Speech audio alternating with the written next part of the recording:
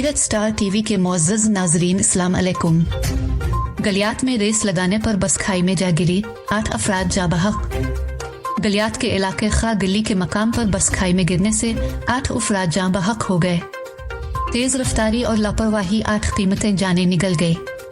गलियात में बस खाई में गिरने से 8 अफराद जाँ बहक और मुतअद्दिद जख्मी हो गए। जख्मी अफराद को अस्पताल मुंतकिल कर दिया गया है। रेस्क्यू ज़राए के मुताबिक हादसा तेज रफ्तारी के बाइस पेश आया। जख्मी मुसाफिर का कहना है कि बस ड्राइवर सफर के दौरान रेस लगा रहे थे, जिसके बाइस हादसा पेश आया। एनी शाहिदीन का कहना है कि 2 बसें आपस में रेस लगाते हुए टकरा गई, जिसके बाइस एक बस खाई में जा गिरी। जिले इंतजामिया की हिदायत पर मरी के अस्पतालों में इमरजेंसी नाफिज कर दी गई।